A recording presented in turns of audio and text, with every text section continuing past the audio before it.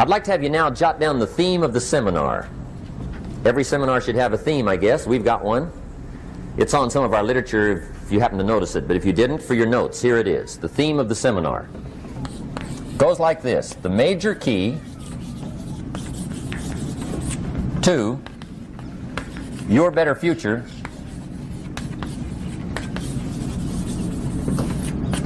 is you. That's the theme of our seminar tonight. The major key to your better future is you. And I'd like to have you underline two words just to give it some added punch. Underline the word major and the word you, so that it reads, the major key to your better future is you. Now, my first suggestion is transfer this to a card or something where you can put it up, where you can see it every day. Preferably put it up where you can see it at the beginning of the day, before you go off to put the day together. This is a good phrase just to glance at, to keep in mind as you're putting the day together. It's called the silent seminar. If you'll just let this talk to you during the day, I found it to be tremendously helpful. The major key to your better future is you. For a big share of my life now, I didn't have this one quite figured out, among a lot of things I didn't have quite figured out. Many things used to puzzle me back in those early days. I used to wonder why two people could work for the same company, one make twice as much money. Now see, that used to puzzle me. And maybe they were the same age, graduated from the same school, live in the same community, work for the same company, with the same products and the same services. They've got the same traffic, the same problems, and one makes $1,000 a month, the other one makes $2,000 a month. Now that was my puzzling question. Why would this long list be the same and the money twice as much? I asked, what's the difference between $1,000 a month and $2,000 a month? And I don't mean $1,000 a month, right? I could figure that out. But what makes the difference? Why would one person do twice as well, 3 times as well? Speaking economically, now I know there's more than one way to do well. I understand that. But in this little narrow area called compensation, what's the difference? Well, back then, with my faulty thinking, I'm trying to reason it out. I thought, well, maybe time makes some of the difference, right? Some people do better because they have more time. I used to say, Harold ought to be able to do well. He's got a lot of time. If I had all of Harold's time, I could do well. Now, that's got to be dumb, right? Number one, you can't get somebody else's time. A guy says to me one time, he says, you know, if I had some extra time, I could make some extra money. I said, then forget it. There isn't any extra time.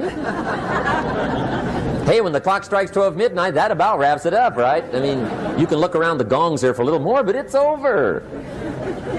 You say to the guy, what are you doing? He says, I'm looking for extra time. See, they'll come and take you away, right? There isn't any more time. Now, if you can't get more time, which you can't, what could you get more of that would make a difference in economic results? And here's the key word. Make it a part of your notes. We're going to consider it tonight. The word is value. And I have a little phrase for your notes. Value makes the difference in results. Value makes the difference. You can't get more time, but you can create more value. Now here's the first lesson of economics. Everybody should learn it from the time they're old enough to understand what a dollar means, how to earn one, how to get one, how to keep one, what to do with it. First lesson of economics. We primarily get paid for value. That's lesson 1. Bringing value to the marketplace, that's how you get paid. You don't get paid for the time.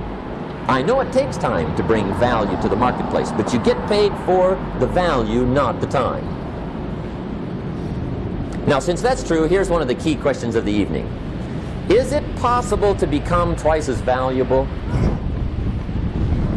at the marketplace and make twice as much money in the same time?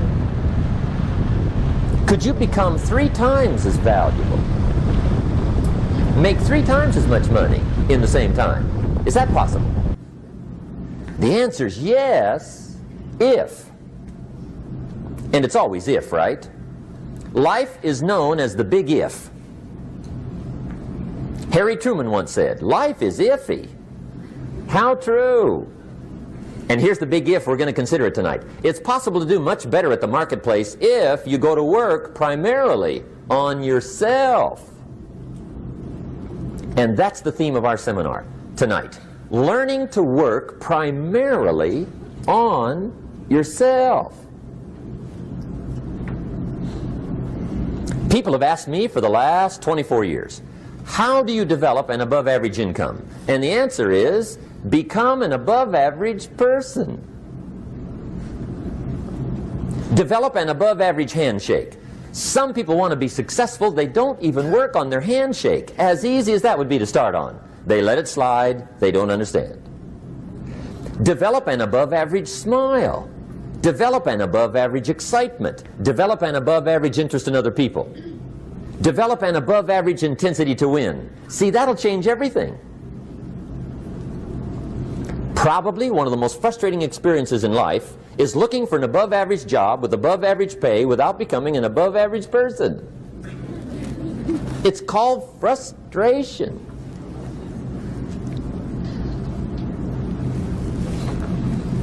And Mr. Shoaff gave me probably the greatest clue he gave me when I first met him. He said, Jim, if you want to be wealthy and happy the rest of your life, just learn this lesson well. He said, learn to work harder on yourself than you do on your job.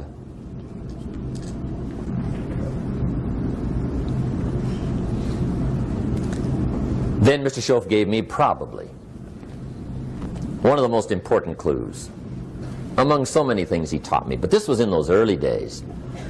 Mr. Shoaff was very kind, but he was also very abrupt. And he had these interesting questions to ask. I'm giving him a little rundown one day on how things hadn't worked out for me. He said, Mr. Rohn, I've got the answer for you if you will listen carefully. And listen carefully I did that day and for the next 5 years. If somebody's wealthy and happy, you gotta listen. He said, Jim, I've only known you a short time. But he said, it's already my honest opinion that for things to change for you, you've got to change. That wasn't quite the answer I was looking for.